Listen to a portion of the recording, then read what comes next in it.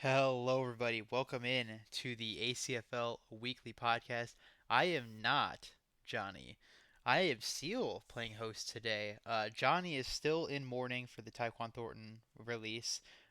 There was some hopium with the Chiefs Practice Squad edition, but still we are down in the dumps and very distraught. So naturally, when your friend is in distress, you've got to go and find their worst enemy and bring him on the pod. So here comes Esedia. How you doing today, buddy? I'm doing all right today. How about you? Well, I'm not doing as good as you are, sitting at top of your division there, looking down on everybody else. I just lost that crown. Yeah, that Ravens game was tough for you. You're telling me, Doug. I mean, yours wasn't any less tough, but uh, just in different Well, ways. yeah. Well, speaking of, uh, the AFC playoff race is definitely interesting. The Jets took a pretty decent win against the Colts, and they're now at 7-4. But since the Dolphins tied with the Raiders, they still technically aren't at the top of the division due to winning percentage. Yeah, so we'll talk about the first topic here since we have you on, and we don't talk about the AFC East very often. We just don't have any representation on the show, and it's it's a blind spot for us. I wanted to get your thoughts on the race. I mean, I feel like things have gone relatively as expected. Maybe you expect the Bills to have not quite fallen off at the level they have, but you guys neck and neck. So I just kind of your thoughts on the race and kind of how you see things shaping up. Yeah, it's I really expected a big fight with the Bills and them being down at 500 now. That was kind of surprising. But I always expected the Jets and us to be fighting at least for the division lead, and now it's probably going to come down to our two games, December 8th and January 5th. So that'll be very interesting. Yeah, I wouldn't count the Bills out yet. They're a game and a half back. So like, you guys split, that puts the Bills right on the doorstep. So they still can do it, and they have the Jets coming up too, so they can knock the Jets off specifically if it comes to that. So they have it. They'll have their opportunities, but a three-game losing streak and a four-game winless streak for Buffalo is a rough go of it. Oh yeah, for sure. As the Bills, you really expected to like take a step up. Maybe Allen Sims a little bit better, but this slide certainly is like shaking your confidence in the team. I would guess if you're the Bills. The thing is, like, I think it's not really been Allen this time. Last few times you really felt like it was him, but I think he's doing okay. I mean, it's not in the way that it was previously. Yeah, I mean, Josh Allen, he's second in the league in receiving or in passing yards. Oh Passer yeah, that rating is true. isn't spectacular. It's because of lower touchdowns. 26 touchdown interception ratio, 99.7 rating, 68% completion. Like it's not quite up there with like the top quarterbacks performing right now, but by no means is this a bad year. Like he could be a borderline MVP candidate if he gets two more touchdowns out of this. So it's hard to say that it's like on him. Yeah, it's not. I don't think it's on Allen specifically, but but you certainly want it to turn around and hopefully make a fight for this division, like stop this slide. I would guess. Yeah, 100%. It's got to be the defense. The defense has been the thing that's been underwhelming to me. Like Mac's been good, 9.5 sacks. Same thing with the Sweat, 8.5 sacks. Like their defensive line is getting sacks, but they're still allowing a ton of yards in a way that isn't sustainable. Like they've just got to play better in the secondary and middle level. They are getting Milano back this week, so maybe that's going to be enough of an edge to get some actual stops. But yeah, it's I been mean, weird. hopefully for the division opponents, it's not. But if you're the Bills, you definitely want Milano to be back and be that force in the middle of the field, helping you stop drives and win games. Yeah, for sure. And then so you have got a division game coming up this week. How you feeling with your date with the Patriots coming up? Ooh, well, with my track record against losing teams, I can't say this is a lock, but with the performance from the last Patriots game, I'd say I have a decent chance of getting on top. Oh, you're a top. Nice. Uh, yeah, but it's a home game. And New England did get a pretty nice win last week against the Rams. So a little bit of momentum, but yeah, I think we should expect you to put up a good showing. I think both the Jets and Bills are on bye this week. Is that correct? Hmm, I don't see them on the schedule. Um,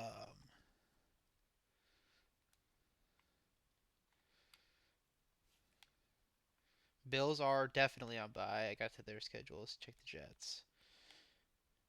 Jets are also on bye. So you guys are the only division teams playing, and you play each other. So you'll have a chance to cement yourself on top of the division with the win, because you'd be even in wins, half game up, with the one less loss. Which that's where your tie comes into the big advantage essentially.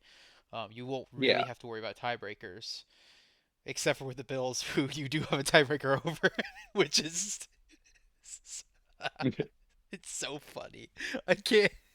Like, I thought that was going to be the Bills' ticket to the division, right? The tie would have knocked them in a weird spot with you, and if you were the top team, or it didn't matter with the Jets because they could beat the Jets still. But like specifically with you, like you guys would end up with the same number of wins, and then your head-to-head would have been the advantage. But they just tied, and then they would have gotten in as the division winner. But it's not going to happen because you also tied. Just real 4D chess, sir. Well played. Exactly. They're playing checkers. I'm playing chess, apparently, with these ties. They thought they were playing chess, but in reality, they were not. Damn. Well, I'm really hoping that this bye week for them, and this hopefully win for me helps me secure my lead in the division so far. Yeah, that would give you 2 games on Buffalo, which it's 2.5 games, with the 6 weeks left. So you would be in, I would say, firm control from them. Your Jets would be your real threat because they could get just the half game up on you, and the tie can work against you. Um, but for Buffalo, it's because of the two head-to-head wins. It's gonna have to be a three-way tie, which would require the Jets to get a tie, to bust it out of that, into division record only. So I'm gonna say it's not likely the Jets manage to get a tie unless the Bills tie the Jets. That would be really funny. God, if you guys can pull off more ties, man. Or what if you tie the Patriots? Then you Oh my lose the god. game. You don't like. Oh Don't my. you put that Oh my. evil on Oh me. my God. Don't you put that evil on me. All right. Okay, so let's move on. We're not going too far. We're staying right here. Just going to the playoff picture as a whole in the AFC, because with the Texans, with the Colts loss, that knocks off a AFC South kind of matchup here. I'd imagine it's 2 games again. Still possible, but you think the Texans probably have wrapped up the division, which the AFC South didn't feel like it was in play for the wild card, but it would have to be Tennessee, who is on a nice run, but it would have to be Tennessee pulling it off. You would think. Um, the Raiders have been interesting, but so far it looks like it's going to be for our wild card race is the Steelers, 2 AFC East teams, at least as we said. So one of the AFC North teams at the top, Steelers currently, the 2 AFC East teams in the Jets and Bills currently, the Bengals and the Chiefs as our 6-win teams, or 500 teams or better, I should say, in that mix. So I listed a lot of teams looking for 3 spots. That's 5 of them looking for 3 spots. 6 of them. Yeah, Well, I was 5 of thinking them. about it. Yeah. Yeah, I was thinking about it before this podcast, and I don't know how, like, with the game Bills and Chiefs, I think that might have like a decent amount of impact on this wild card race because the Chiefs might be sneaking in as the 7th seed, and if they can hold on, then they can stave off the Bills and possibly the Bengals, who are really a good team. To like, it would absolutely suck for them to miss the playoffs entirely, but this AFC is pretty stacked. Yeah, the Chiefs have put themselves. I think they missed that big opportunity against the Raiders game. I thought that was going to be just the signal at the end, and they've gone the hard road and they have climbed themselves into the 7th seed. They have sole possession of it by a half game with the Bengals, I think on bye. Let me check that real quick. The Bengals have a bye upcoming still. Yes, they are on bye. So the Bengals are on bye, so the Chiefs will get that. They'll pull the even in games played. They play the Panthers this week in a. Is it a stream game? Can't remember. Mm. Or is it a hybrid game of some kind? Can't remember. But it's Panthers, Raiders, Chargers Yep. coming up. Chiefs Panthers is a hybrid game. Okay, so that's a hybrid game against Panthers, who have been a pretty good hybrid team. Um, they're always a feisty sim team. They put up a lot of points. And their secondary makes some plays on them, so it could be interesting. But Panthers Raiders, these two games can get them cushion because while their schedule is not a cakewalk per se, with games against the Chargers and Steelers left, I think you'll take those other 6 games they have left over any of these games the Bengals have left, right? You play the Raiders, Panthers, Chargers, Browns, Texans, Steelers, Broncos. That's your Chiefs schedule coming up. The Bengals off the bye go with the Steelers right away. They're at home, so that's nice. Cowboys, Titans, Browns, Broncos, Steelers. So some shared opponents, right? You get the Browns, Bengals, or Browns, Broncos, Steelers shared, but the Mhm. Bengals get them twice. Titans are also shared, I believe, on those, and then the Cowboys is the different one. Cowboys versus Raiders. I think I'd be more scared to face the Cowboys because they at least have better weapons, at least healthy at the time. Yeah, Dak's been also playing well in sim. He's currently like fifth in passing yards. Yeah, So so he's put it together in a way.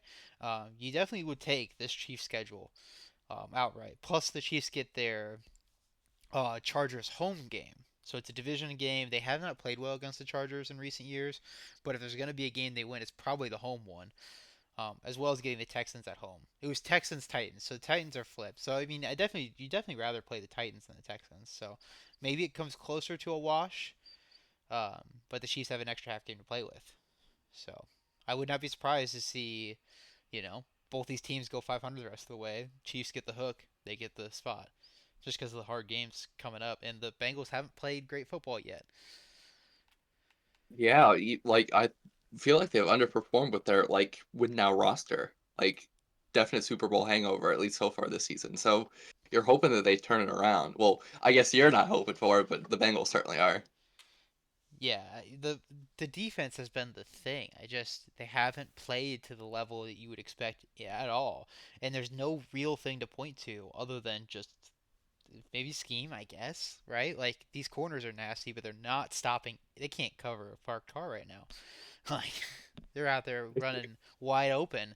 Like this is not always just like bad coverage, like man to man or whatever. It's like literally like dude's wide open, not no one even assigned to him, which is insane for the Sims specifically to be giving them that.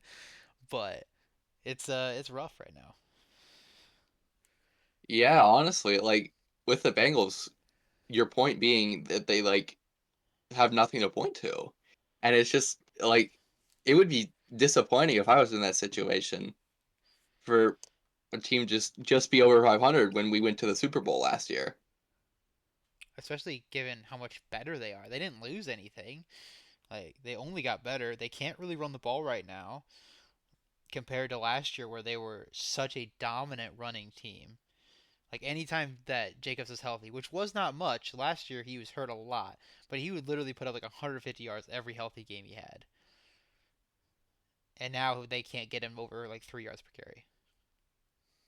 Yeah, that's just really tough for them, I guess. Might have been mismatched schemes from last year compared to this year. Yeah, which I don't they know what do else. change the playbooks between. So maybe the playbooks they liked haven't worked out the same.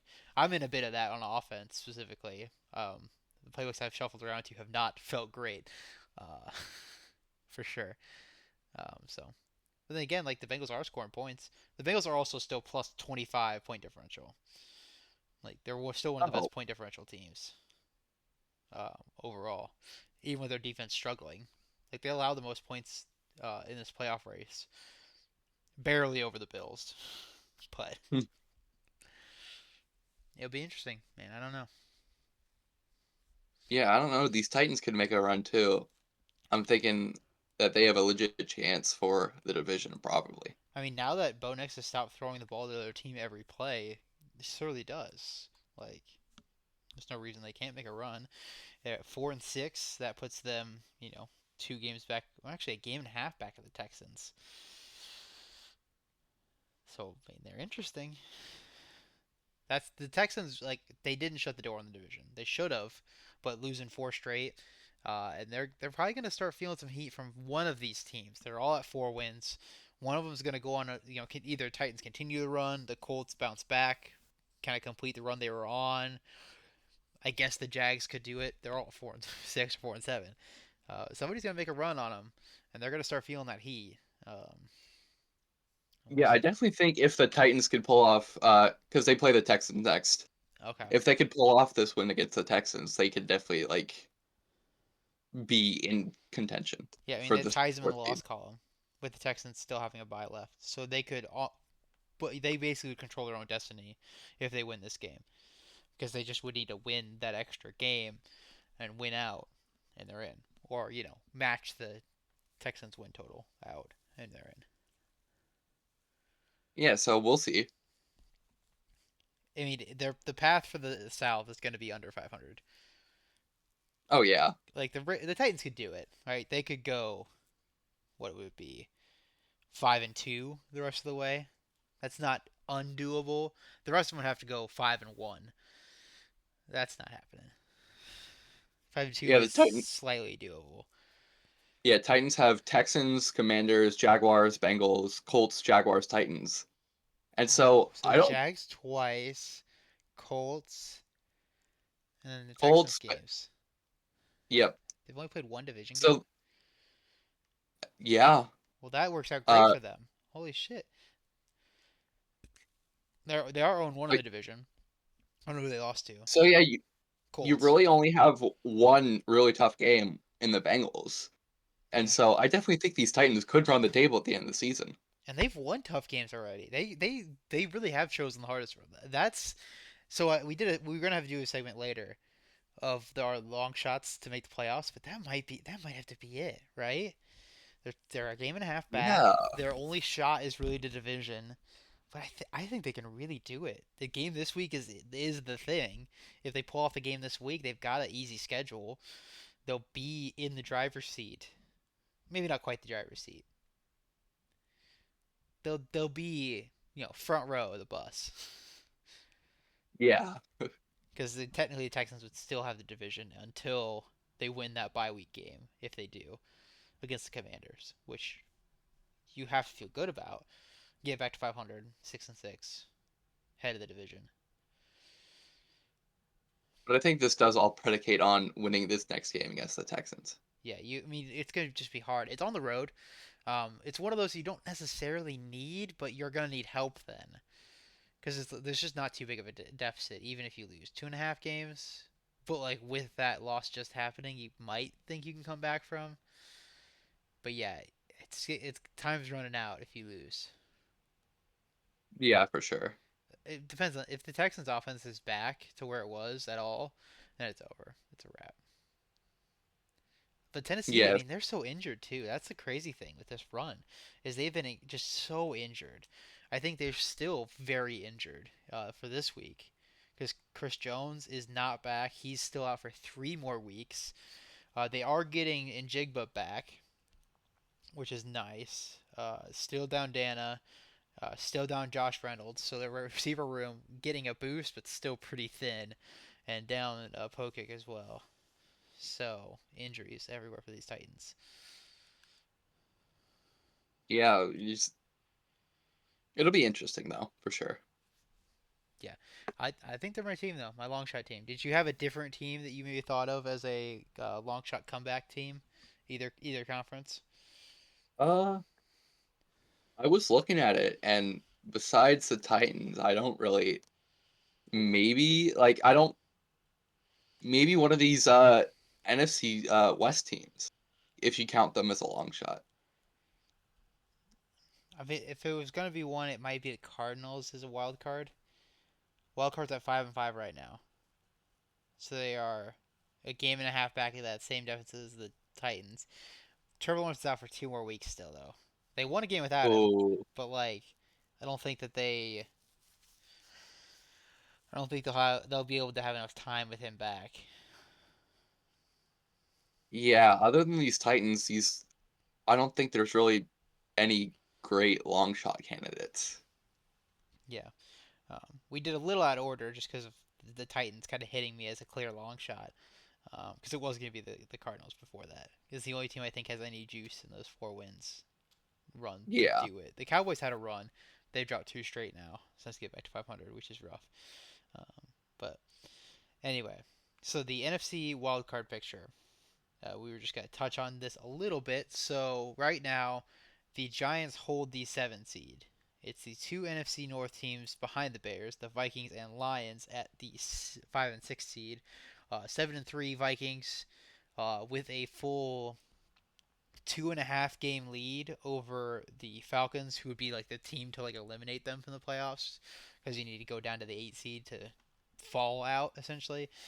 You feel great about their playoff odds. A game and a half for the Lions, don't feel as good. But then, so for the Giants, 5 and 5, and then the Falcons at 5 and 6. Now for the Falcons, you also have the NFC South division with the Panthers at 5 and 5. It kind of feels like between these two teams, one of them's gonna win the division, the other one's gonna miss the playoffs because they kind of have to cannibalize each other. They could go on a run, but it hasn't worked like that this season. They've just been, one up, one down, one up, one down. I don't see both of them making it, but they are in a yeah. pretty easy division. I don't think both of them make it. Although the Falcons have played 5 of their 6 divisional games Ooh, in so the that season. that kind of works against them, honestly, at this point. Yeah. But if Anthony Richardson wakes up any given Sunday, I think they do have a chance at either a wild card spot or a divisional title. Yeah. The Falcons have dropped two divisional games. I don't think they beat the Panthers. I think they might have lost all their games to the Panthers this year. Ooh, I'm not sure on that one. I'll look it up quick.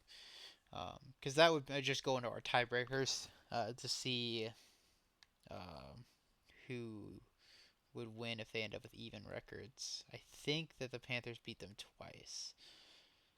Yeah, beat the Falcons in week 6.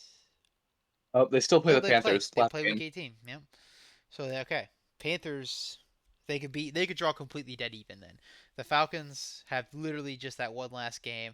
The Panthers, if they take care of the Buccaneers twice, which you would think they could do, but this division is pretty wonky. But if they do take care of the Bucks twice, that will set up a scenario where the Falcons can bring all of our known tiebreakers to dead even, because they are 3-2 in the division currently. They could knock the Panthers down to 2 losses in the division, and then they could have the same record theoretically. So things could shape up for a very exciting Week 18 game between them, which would be fun. But again, it just doesn't feel like both of these teams are good enough right now to both of them go on the run in the NFC. Yeah, So it's weird. It feels set, even though it's so low wins I with the know. It Giants. definitely feels like one or the other. I want to say the Seahawks, but they haven't played well in like a few weeks. Like, and they also got shellacked by the Falcons, which probably doesn't help us feel good about them. But it just doesn't feel like they're playing that well. And so they have the tie that could work in their favor against the Giants because they are only half game back right now. It's not like it's not like they're dead. But that would be an interesting race. I think the Seahawks are a good team, but they aren't playing good right now. I mean, all it really takes is one of these NFC North teams maybe spiraling towards the end of the season to blow this whole NFC wildcard race wide open. Yeah, I would be shocked if it's the Vikings or Lions because they're so much more talented than these other teams in here that would be trying to beat them. It would just take. I mean, it's not. It doesn't always. The best team on paper doesn't always win. That's true. But it'd be such a collapse for them to. They're already feeling like they're underwhelming. And then for the Bears have 4.5 games on the Falcons with Yeah, six to it play or 7 to play. Like that would be an astronomical collapse. Even facing harder games coming up starting this week. Like they're on an 8-game winning streak right now. They're nearly plus 100 point differential, which there are a couple teams at plus 100, like the Eagles and stuff. So like dominant teams are getting up there, but like they're nearly like the Vikings are also plus 100 by the way. Um, I mean, the Bears have only played one division game so yeah, far, the Bears and have an easy schedule for sure, but they're taking care of it. I think the Bears have the second best point differential in the entire league. Let's check the AFC real quick.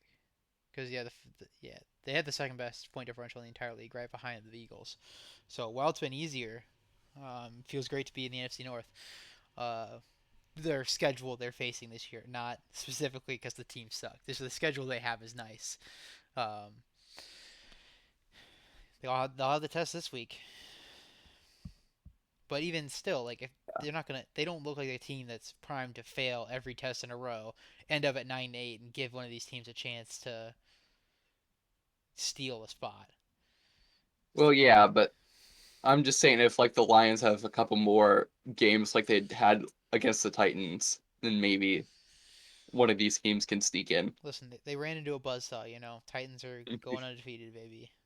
They're gonna win the Super I Bowl. mean, hey, I also lost to the Titans, so I can't See, judge. I'm telling you, all they need to do is just face the good teams on their schedule, and they're gonna fucking rock. They're probably gonna lose to the Commanders and win everywhere else. Imagine they missed the playoffs because they lost the Commanders. Oh shoot, shoot. All right. Well, we're just about the 30-minute mark. So I feel like we've had a pretty good show so far. We were going to talk a little bit of award stuff.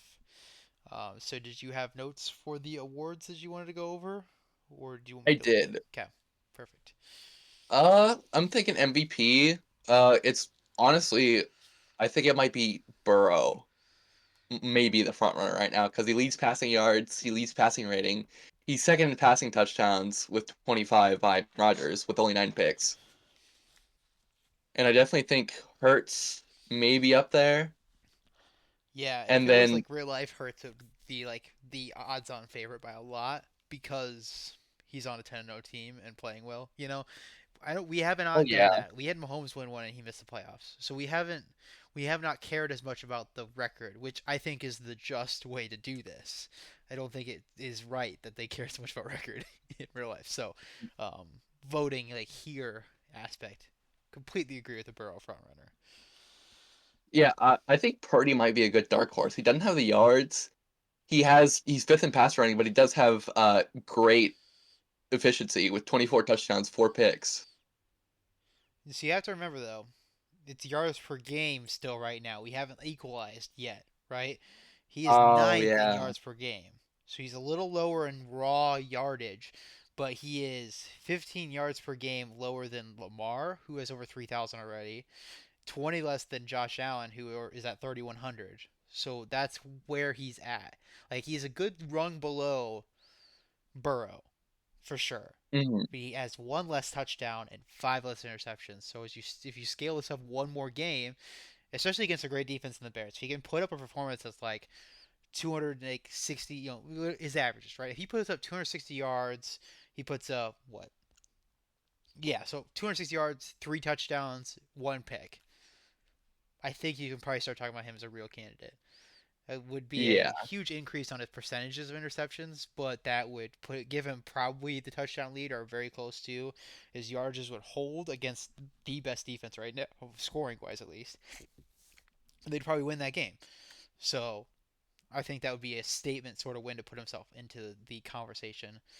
Um, and I think he still has Green Bay left one more time, so he could put up some numbers and make this look a little prettier. Um, Yeah. I have a different dark horse guy. We haven't heard as much from him recently, mainly because he's throwing for 228 yards per game.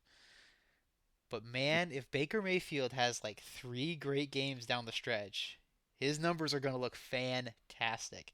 21 to 3 touchdown interception ratio. That's the best so far. Wow. So if he can continue, if he can just figure out that groove again and find those touchdowns again, he hits 40 touchdowns on the year, which is in play. his early start was there. If he hits close to 40 touchdowns on the year, and they'd make the playoffs for sure at that point. Based off of like season expectations and stuff, I think he'd have a chance. He's not played well in the middle of the season, but he hasn't played well in a way that will save an MVP case if he can turn it back on. Essentially, a 105.4 passer rating, he can get that up to 110 if he plays all right down the stretch. So, he's my dark horse because he's kind of sitting there right on the edge. The yards is what's going to hold him back. His yards are definitely going to look low. Because like even if he Yeah, puts up like 300, 315 per game the rest of the way, which is undoubtedly a hot stretch, his average is only going to go up to 260, which is what Purdy's at now. We're talking about it being too low. So it's not going to be a yardage claim. It's going to be a touchdown reception ratio claim. Maybe raw touchdown totals could get there because he's up there with the touchdowns anyway. And then leading a surprise team. That's his case when he gets there. But I think he can make it if he can pull his head out of his ass essentially. yeah. I do think if you talk about Baker, me being completely unbiased here, you also have to talk about Tua a little bit I don't have to say because anything. because at least Tua has second highest passer rating with guys that actually like attempt more than a game's worth of passes. He has 115, and he has the 21-5 touchdown to interception ratio. I definitely think if this Dolphins offense can turn it around, because they've been slumping these past few games. That was something I wanted to bring up. The fumbles. I wanted to bring up with Burrow. Burrow has lost 3 fumbles. Stroud's lost 3. Tua's lost 3. I wanted to bring it up with Burrow, but I forgot until because turning the ball over. Uh, Oh, that is fair. so if we're doing turnovers, like that's another kind of feather in the cap of the sort of dark horse Baker. He has lost 1 fumble, but even turnover wise, it's still the best in the league. Because I mean, every quarterback's lost 1 at this point. Yeah, So it's the 3 that would be the lead, tied for league leading, that sort of thing would be that makes the turnover stuff a little bit less good. But also, as we vote, we don't really look at total turnovers. We look at interceptions, so it probably doesn't matter. yeah, But that is something that's out there as a kind of holistic like impact sort of thing. But yeah, Tua, if you guys win the division, you'll beat the win the big games because you play the Jets still, right? yeah, Yep. twice. So if you take care of the Jets, he packs them up good in one game. He could be right there as well. But I just based off how good the team is, Hurts could easily win this. Like I think he is like 1B with Burrow right now. Oh yeah, for sure. I mean, it's tough because once you put that extra game in for him, he has more yards, he has more touchdowns, and he has less interceptions. Yeah, that's true. So it's tough to look at right now. So I might even call him the favorite because of the 1 seed bias too. If they win 15 games, 16 games this year, like, and he plays like this, there's no chance he can't vote for him. Yeah, that's fair. But yeah, I mean, I think it's interesting. If some years it hasn't felt as interesting, this year I think it is a bit more interesting on the MVP side. So that's fun. Oh, for sure. I think for offensive player of the year though, I think for at least like uh I think you might have to like do this in two categories, running back and receiver, because Pacheco is clearing away the highest in rushing yards, and he's doing pretty good in yards per carry. But Kelsey also is like 50 yards ahead of the next guy in receiving yards too. Yeah, but then Jefferson is far and away in touchdowns, That is fair. 12 versus 9, and he's right there with Kelsey for yards with having 7 extra touchdowns. So I think Jefferson's got an interesting case. The Jefferson Offensive Player of the Year case kind of makes the Purdy MVP case look a lot worse, right? Because it's like, oh man, Jefferson is really fucking balling right now, um, That is fair. putting up half of his touchdowns. And similarly, in a similar case with rushing, Kenneth Walker, 665, a decent gap in yards, like a way bigger gap, but better yards per carry and 9 touchdowns. So as we start Yeah, talking that's about fair. the touchdown production for Pacheco has been the problem. If he had like 6 touchdowns, there really probably wouldn't even be a debate. Like shit, leading the league by 130 yards and right there in touchdowns, he's got it. But he's got 3 of them. So at that point, it's like, okay, well, is this empty yards? Which actually, a fair bit of it is. It's closing out close games. It's not nothing, but like it's getting first downs to run the clock out a lot. Like I think he's put up like 200 yards in the like closing minutes to ice games. Those are impactful yards for sure, but it is kind of funny that he's like racking up these yards in situations where the defense is completely loaded up on the run.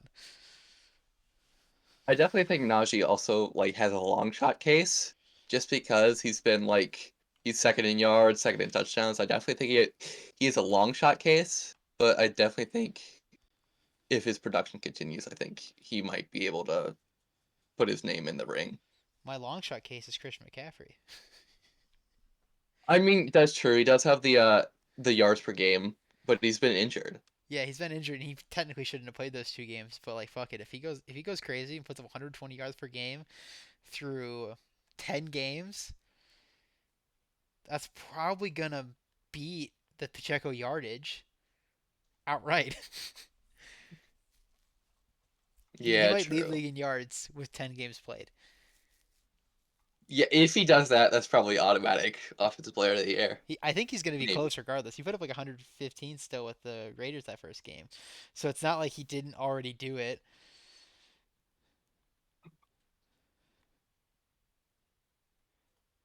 Six Fair. 6.8 per carry. Like the stuff's gonna be this is gonna be absolutely insane. Let's check his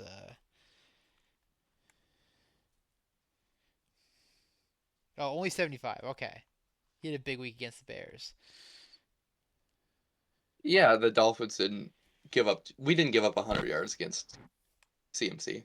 No, yeah, you're right. So okay, shit, maybe the Raiders are the thing that's gonna stop him. We'll see if he gets going. But yeah, he'd be the dark horse, the most fun one. We'll But see. I think Kelsey's got to he hasn't started as hot.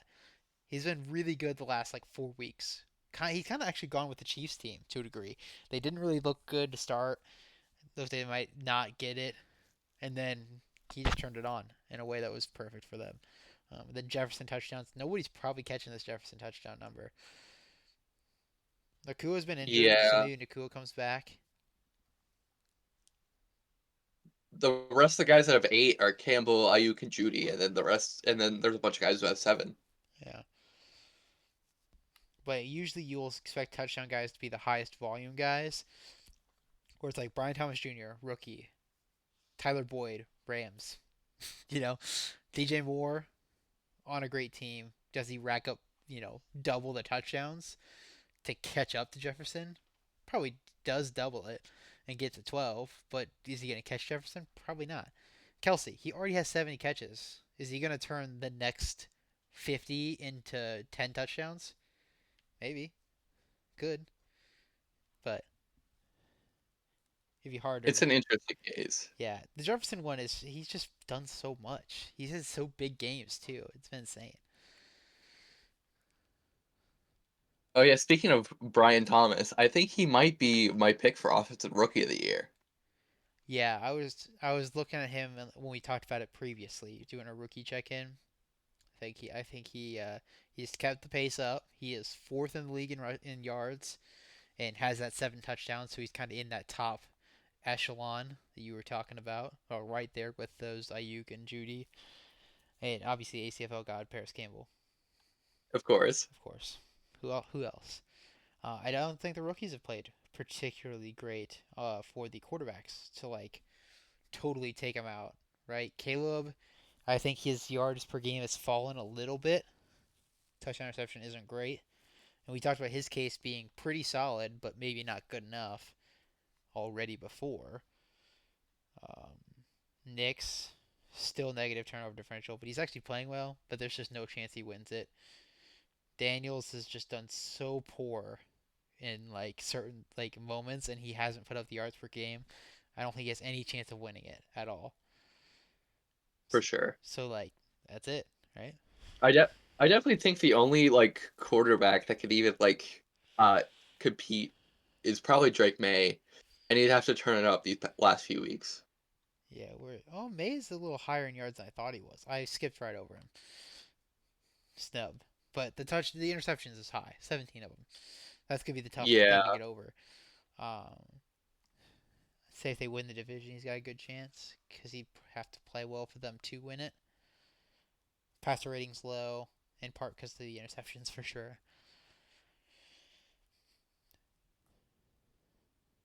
Yeah, if May turns it up, he's probably the only quarterback that can even attempt to challenge Brian Thomas for Rookie of the Year. Another thing to note though is with him versus Caleb is again he still played one extra game to Caleb because they're on bye this week. Same touchdowns, seven more interceptions, and yards per game three lower than Caleb's. So if Caleb has his average game, Oh, he passes him in touchdowns, still well below him in interceptions, with a 15-point better passer rating or 10-point better passer rating, sorry, and same yards. So head yeah, to that's head, fair. Caleb still got the edge. Um, but that doesn't mean he's going to have his average week too. He could put up 100 yards, and now all of a sudden the yardages favor May. Touchdowns will probably still favor Caleb, but ratings will be close. But then again, if we're talking about two bad quarterback years, why not give it to the elite wide receiver year? Yeah, I mean, exactly. That's like, I definitely think Brian Thomas has it on lock. Yeah, if he can hit, I think I said at the time 1,200 yards was the line that if he hit that, the quarterbacks would have to hit 4,000 with good like ratios. So right now, Thomas, if he hits 10 touchdowns, 1,200 yards, looks like 100 catches as well, currently leading league in receptions. Oh yeah, that is right. He does. So, and he's putting up 12.1 per catch, so it's not like he's just like, slant boying it. It's not like DeAndre Hopkins last year. True. Also, Well, of anyway. note, Brock Bowers is 11th at 60. So Oh he's having a damn. solid year. He's not really in contention for this. He doesn't have the yardages or the touchdowns to really be in contention with Thomas. But as a rookie tight end, he is also having a pretty nice season. Oh yeah, for sure. Um, And then for defense, defensive play, yeah. yeah, I don't really have an idea about defensive rookie of the year, but defensive player of the year, I think it's pretty much Parsons. Parsons is at 18 and a half sacks. He's going to break the record next week. Yeah. I think TJ had a 25 sack year one, I want to say. It was TJ and Vaughn went back and forth. Maybe Vaughn had it. Can't remember 100%. But yeah, those two went head to head that first year for a high stack total. Uh, Highsmith's been awesome. So I could see him maybe like if Parsons just doesn't keep the sack numbers up and Highsmith maybe could. That'd be interesting. Um, don't think the interceptions is going to be the one to win it this year with all the sack number, but Ramsey does have six of them.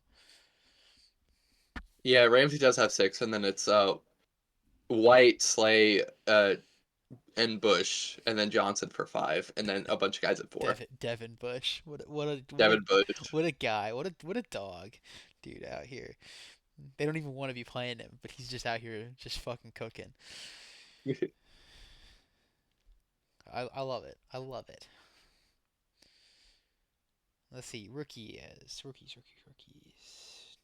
Yeah, I had no clue on the rookies because like there were none on the recap videos for defense. Yeah, it's Chop at 7.5, looking pretty strong there.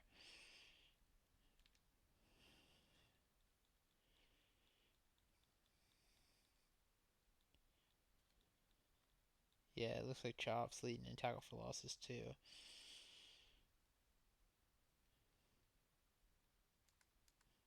So I don't think any of the Seahawks guys have put up big numbers, which would be the biggest defensive line threats essentially.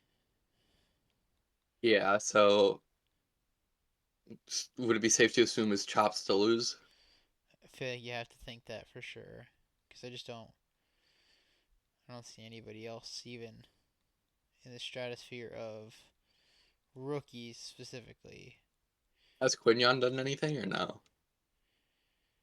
Ooh, I think Like he's. or like any of the rookie I think corners? Quignon's done okay. Yeah, Quignon has 4 picks. Oh, 3 picks. Sorry, the 3 picks, 4 deflections. So it's not really horrible. DeJean also has 3 and 4 deflections. They have not gone up since our check-in. Those numbers I do remember. So they haven't necessarily done anything to help their case in recent weeks. That is fair. I thought, oh, Nealand, Marshawn Nealand, still doesn't have the sack numbers with 12 tackle for losses. He does lead rookies. Um, Oh, okay. so he's got a run defense sort of case, but it wouldn't make up 4.5 sacks. Chop I think's gotten a couple extra sacks since we last talked about it, closed that tackle for loss gap and picked up the extra sacks. So Nealand's looking like he's gonna be on the list, but not getting any votes.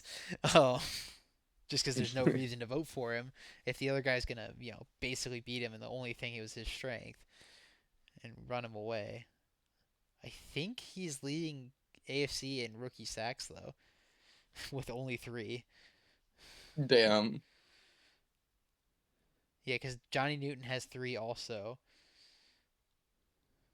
but only three tackle for losses. He's not really in it. Yeah, and then Latu 2.5 is next. So yeah, Latu's been hurt a bunch, but not gonna matter for rookie of the year. You need some counting stats. So I guess Trevin Wallace is interesting counting stat wise. He is at That's 70 tackles, two picks, nine deflections, five tackle for losses, two sacks. So that's a pretty balanced stat line. I don't think that you'd pick the nine deflections over Chop's 7.5 sacks, but it's at least noteworthy. it's something.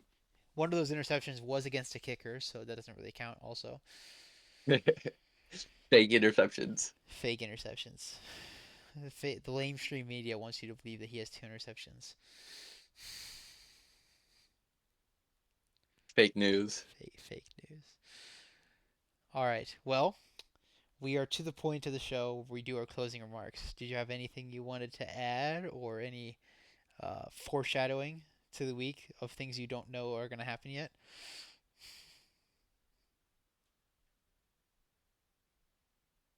The silence means tie. All right. Well, thanks for joining me. Did I lose you? Okay. He's ghosted me now because I asked him for closing thoughts. This is a tough scene, chat. Yeah, I don't know where he went. Okay, I'm gonna stop this recording now.